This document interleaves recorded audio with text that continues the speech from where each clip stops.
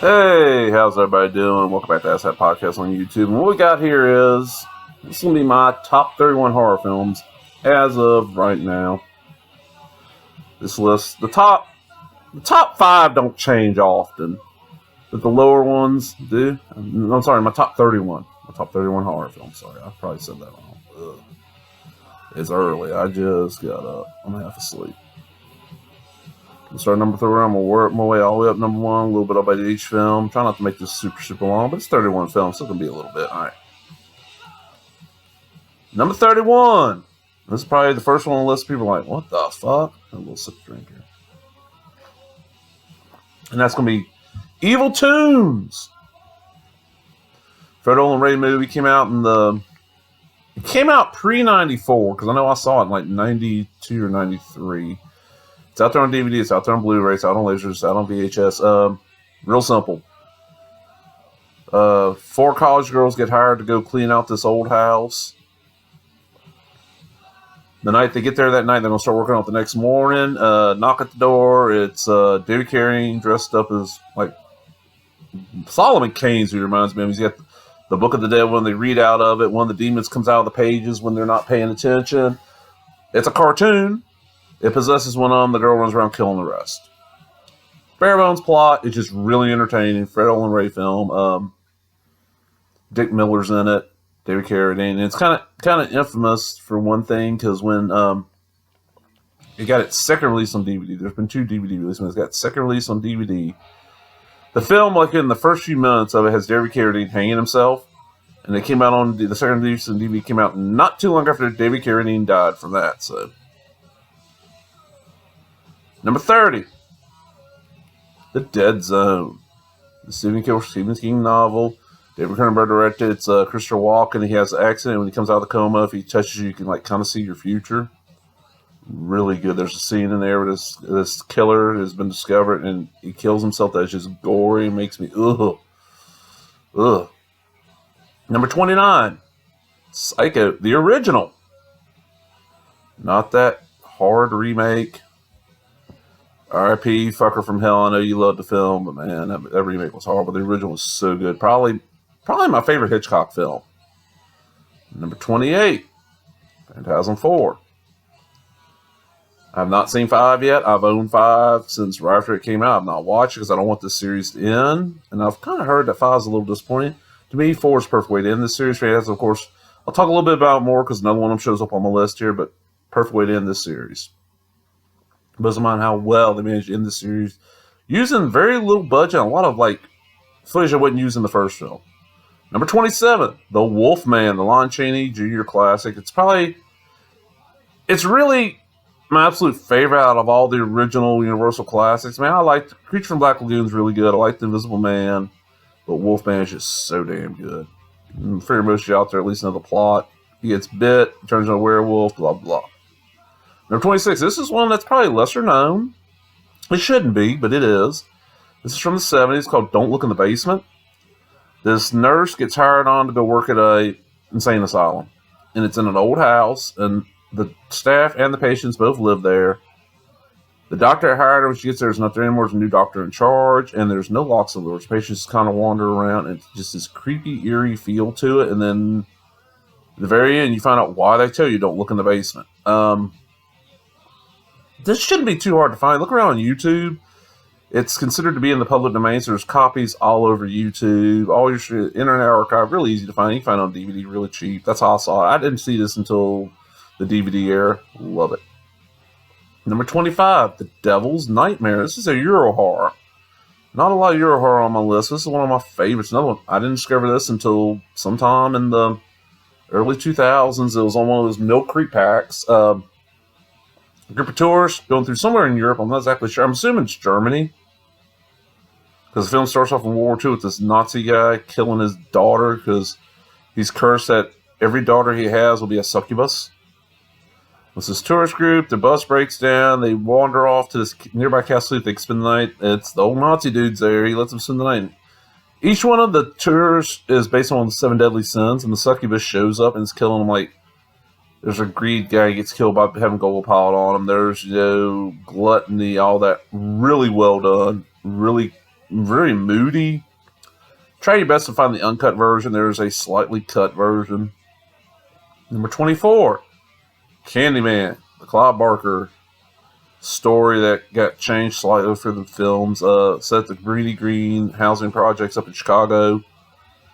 And it's about urban legends and all this stuff. Really good. Tony Todd, Virginia Madsen.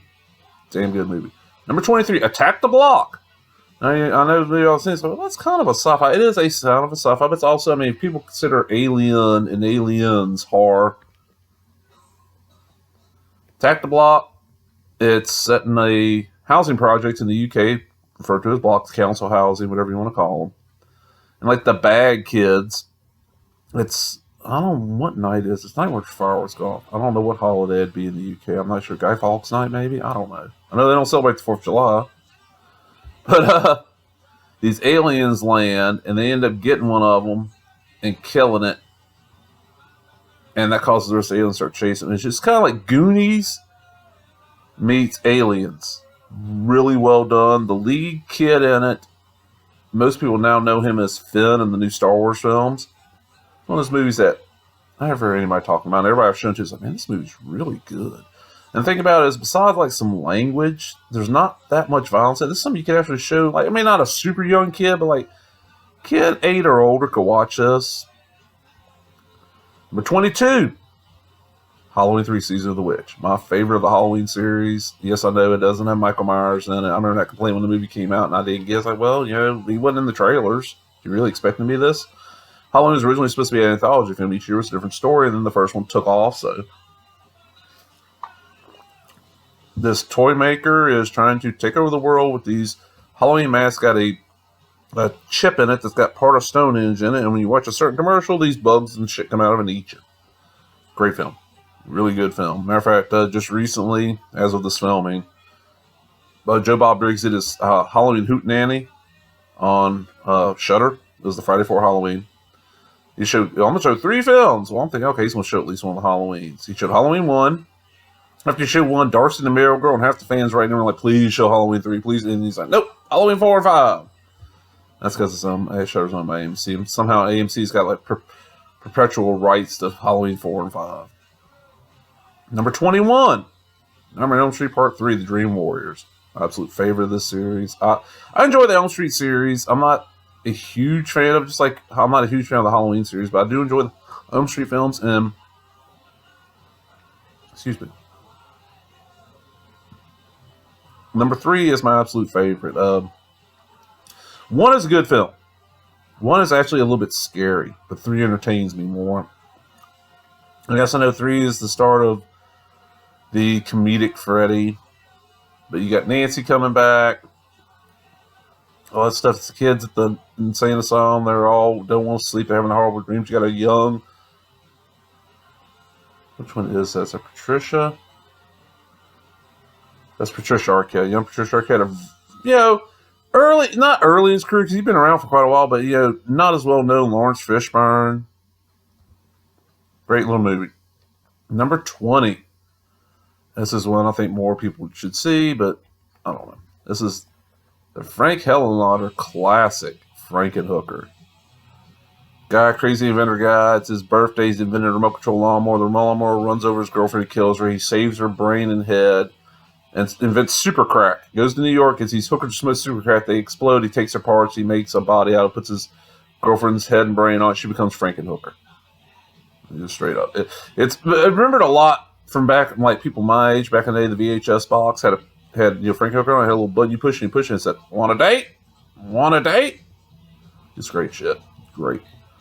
Number 19, Pieces. You don't have to go to Texas for a Chainsaw Massacre. Another Euro horror. Simon, what the hell's his name? He also did Slugs. Sad college, people are getting killed by a maniac with a chainsaw and other various weapons. It's just gory, bloody, stacked full of nudity, horrible acting. There's the infamous scene where they send this one cop undercover there, Linda Day George, I think's her name, undercover as a tennis instructor, and there's a scene she's walking around, all of a sudden this Asian guy jumps in front and starts doing kung fu. And after a few seconds, he's like, oh, Sorry, I don't know what's wrong with me. Must have been some bad chop suey and just wanders off. It's a brain dead film, but it's so fucked up. And then the ending, you're like, what the fuck? It's another one that I'm assuming it was thought to be public domain for a while because you can find it really easy on like low budget DVDs, and then Grindhouse got a hold of it and put out that really nice one, which is a really nice DVD Blu-ray. Number 18, probably one of the newer films on this list. Looking at it, I think it is the newest film. It's Red State by Kevin Smith. His only horror film. It's basically based around the Westboro Baptist Church and out in Arkansas. I think it's Arkansas. And it's this crazy evangelical church where they don't like what you're doing. They just kidnap your ass and kill you. Creepy as hell and scary to me because there's people like that out there, and they just kind of, these religious fanatics scare the fuck out of me. Number 17. First Romero film to show up on this list. The original. God, I hate having to say that. A lot on this list. The original.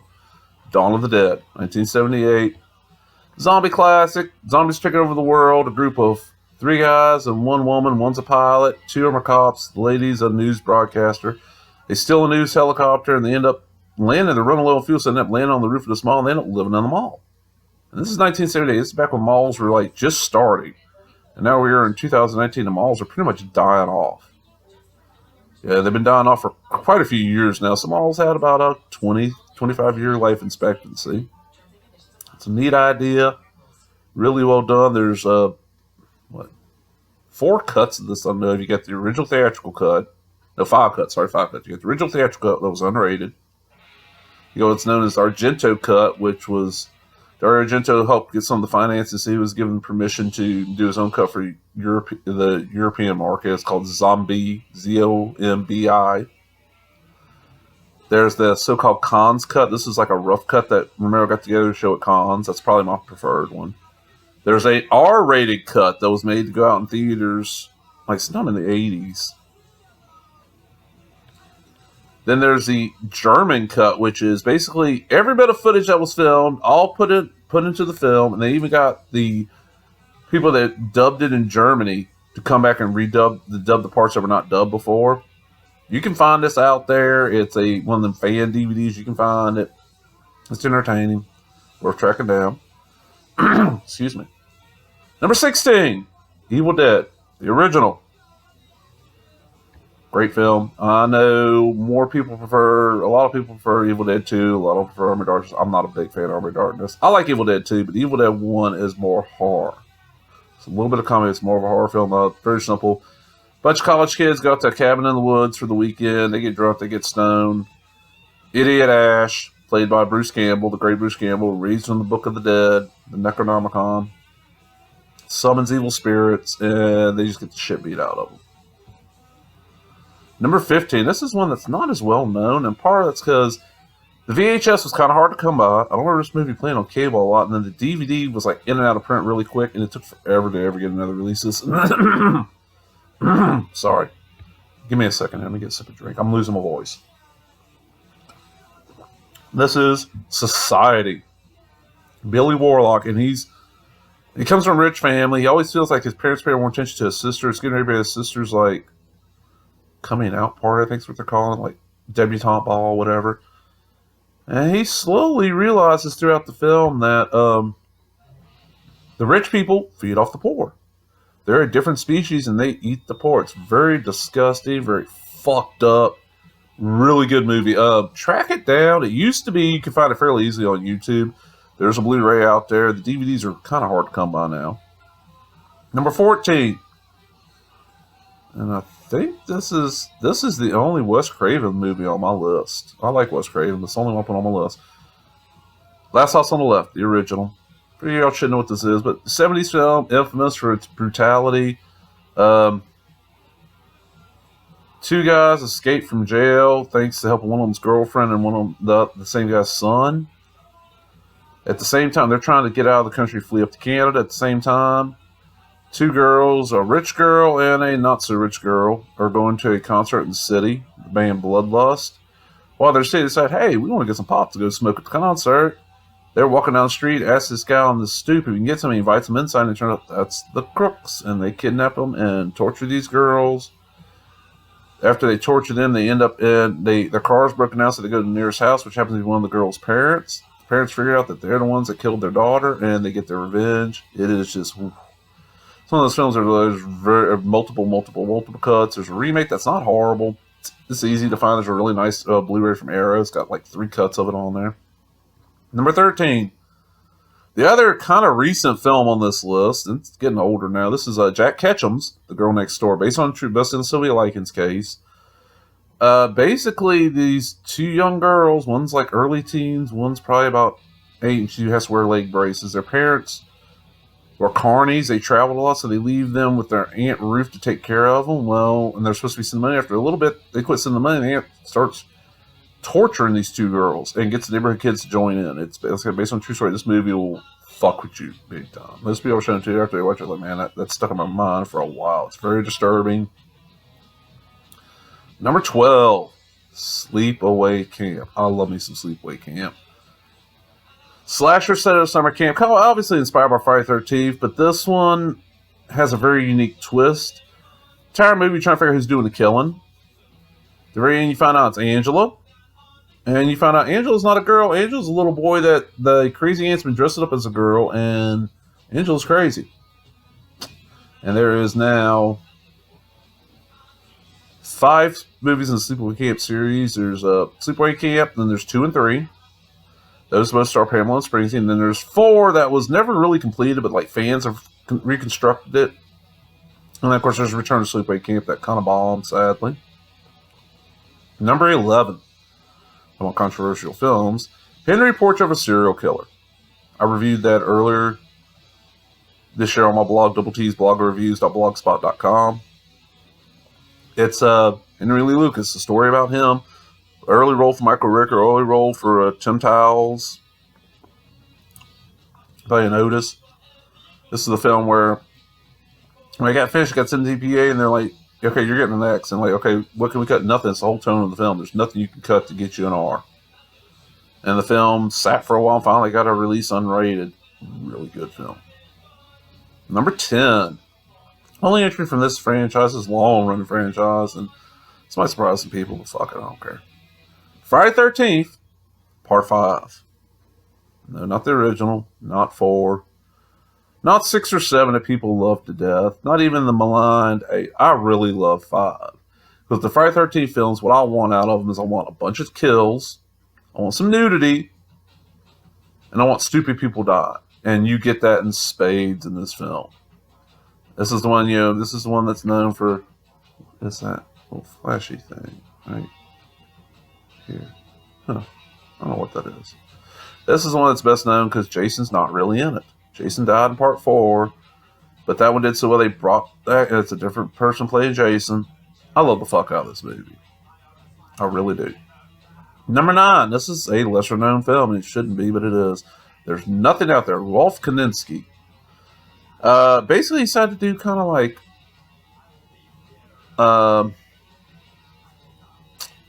he decided to do a movie about a bunch of college kids going up to a cabin in the woods, which has been done, a house in the woods. But he added a little twist to it. One of them is claimed to have seen every horror film ever made, so he's constantly pointing out all the little horror tropes in the film. And this character is basically ripped off for Jamie Kennedy's character in Scream. And this film's also known for another scene where the creature is killing them. You finally get to see it, and it's attacking this one guy, and the guy to escape jumps up, because he's got to get across the room, and grabs the boom mic that just all of a sudden popped in the frame and uses that to swing out of the way. Great film. There is a Blu-ray. There's a really nice 2-disc DVD release from Troma. Has a lot of extras. Rolf Koninsky does good work. He just doesn't do a lot anymore. Number 8. This is one people argue. That's not really horror. Yes, it is. This movie's horrifying. Only film this director on this. This is Twin Peaks: Fire Walk with Me. This is one of those movies where, man, it's a prequel to the series, but you don't need to watch it before you watch a series. If you're going to watch Twin Peaks, watch seasons 1 and 2. Go watch Twin Peaks: Fire Walk with Me. Then go watch Twin Peaks: The Return, which is season 3. This tells the story of Laura Palmer, like the last week before she dies. There's some really horrifying moments in this movie. Thankfully, now you can get all the deleted scenes and everything and get a really nice copy. Used to be, it was hard finding a nice copy of this film. Number 7. In this film, when I saw it, I was like, okay, we got a new great horror director. I expect a lot of good stuff from this guy. And then he decided to basically say, fuck you to all the horror fans and go make fucking movies about little midgets and trees walking. This is Dead Alive, aka Brain Dead by Peter Jackson. Amazing zombie flick set in New Zealand. Set back in the 50s, I think. This mama's boy, he lives at home with his mom, takes care of her. He finally gets a date with the cute girl that works at the local grocery store. He goes on a date. His mama's fall on him. She gets bit by a Sumatran rat monkey. And it's kind of the opposite of Night of the Living Dead, where in Night of the Living Dead, they're trying to keep the zombies from getting into the house. And this one, his mother turns a zombie and a few others, and he's trying to keep them from getting out of the house. And one time, this set up the record for most fake blood used in the film. Like, was it 500, 700 gallons of this shit? If you do see this, and it's getting a little hard to find because there's no Blu-ray, the DVD's out of print, the VHS is hard to come by. You get the unrated. Do not watch the R-rated cut. The R-rated version is missing like 12 minutes of the movie. There's whole chunks of the film just cut right out. There's a scene where there's a bunch of zombies in the front room of the house, and he comes running in with a push mower and just lifts it up and he's running around cutting all these zombies up. That's in the uncut version. The R-rated cut, he comes with the lawnmower and then it cuts, and next thing he's just sitting there, there's dead zombies laying all around, there's blood everywhere.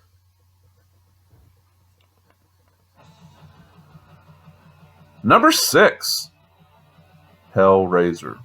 Huge Clive Barker fan. So happy I got to meet the man many years ago. The first and best of the Hellraiser series. The Hellraiser series gets maligned because, yes, there are some really bad sequels in this series. But this original is so good. And for all the people that bitch about the later ones, Pinhead's barely in. He's barely in the first one, motherfucker. It wasn't really about the Cenobites. It was about Frank and all them. And it's in that shitty second one that we started getting all the Cenobite shit. Great film. Number 5. The one where I gotta say the original. And this is the film that I divide horror up in 2 eras. There's from the start of film to 1967. There's 1968 to now. This is the reason. Night of the Living Dead. The George Romero classic. He's the only director that I think has 2 films on my list. Sure, about there at least knows about it. Zombie outbreak. People trapped in a house. They're trying to fight their way out. All but one of them ends up dying at the very end. He gets shot because they think he's a zombie. Amazing fucking film. It's public domain, so it's easy as hell to find. But honestly, nowadays, if you're going to get it and you love horror, go out there and spend the money on the Criterion Blu-ray. It's, oh God, that's the best I've ever seen a film. Look. Number 4. One of the older films on this list. Excuse me. And this would be Freaks. The Todd Browning film about the circus freaks. And sadly,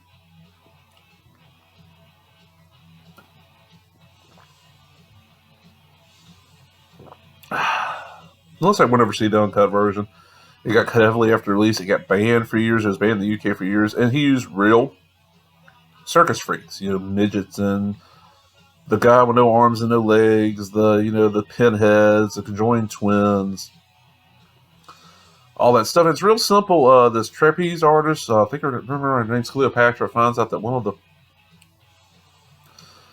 the freaks has a lot of money, so she marries him to get his money, and the other freaks find out and take care of her. Really good film. It's one of the films that for a long time was really hard to come by. I don't think it got a VHS release for a long time. It didn't get a DVD release for a long time. I caught it first time like late at night on TNT. Number 3. Phantasm. I love me some Phantasm. Fairly simple plot. It's 2 brothers, Jody and Mike. Jody's the older brother. The parents are dead. He's staying around to take care of his little brother Mike, who's a teenager, like 13-ish. Their best friend Reggie lives in town. The older brother's best friend Reggie lives in town. He drives an ice cream truck. Well, a friend of Reggie and Jody's dies.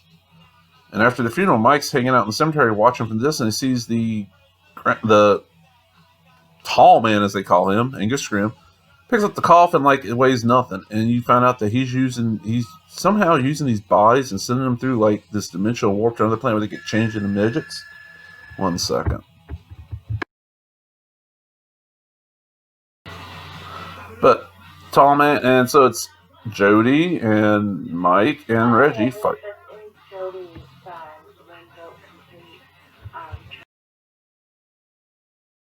That there's no way I can turn my phone off in this house. And it's right next to where I'm recording. I apologize. But they're fighting the Tall Man. This ended up being, there's 5 films in the series. I don't think we're going to another because I get Scream is past now.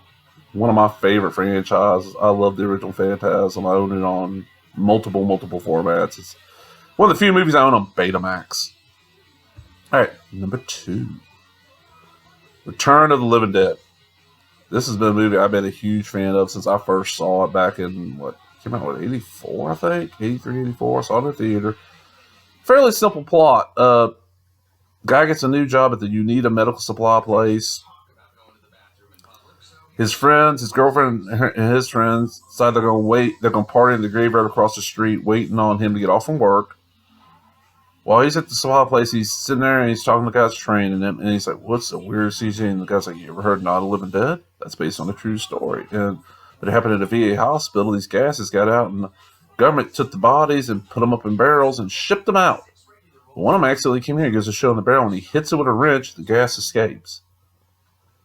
And it causes the bodies and the corpses in the medical warehouse to come alive. They take them across through the cemetery there's a mortuary. They get a buddy of theirs that works there to cremate them, and that causes the gas to go up in the sky, and it rains down, all the zombies start attacking. It's a great combination of horror and comedy. And for all you asshats out there that bitch about the Dawn of the Dead remake, bring fast zombies, motherfuckers, zombies ran and Return of the Living Dead, and everybody loves it. So, go eat a bag of shit. Now, number 1, this shouldn't be hard. This shouldn't be hard at all for anybody to figure out. My favorite movie of all time, my favorite horror movie, first movie I ever saw. The original. God, I hate having to say that. The original Texas Chainsaw Massacre. And what is there to say? Leatherface, the Saw is king. Amazing movie. If Tobe Hooper had never made another film, just off this, he'd be considered one of the best directors of all time. But he made other films. Well, that's my top 31. As of right now, let's say the list will change here and there. But I got a little... Maggie wanted to show y'all something. Maggie, come here, babe. Maggie, come here. Come here. Come here, baby. You want to tell everybody Happy Halloween? Come on, get up here. Come on. Come on, get up here. Look right there. And you got Mr. Skullhead. You want to tell Mr. That's one of her toys, Mr. Skullhead. Look right here. Look right here. Look right there. Tell him Happy Halloween. You don't want to? She don't want to, people. I'm sorry. Mr. Skullhead says Happy Halloween. He's like, Happy Halloween, everybody. Ooh, Mr. Skullhead. Maggie drools on me all the time. Well, I hope y'all enjoyed that, man. If you did, give me that thumbs up, leave a comment, subscribe, all the other bullshit. Talk to everybody later. Bye-bye.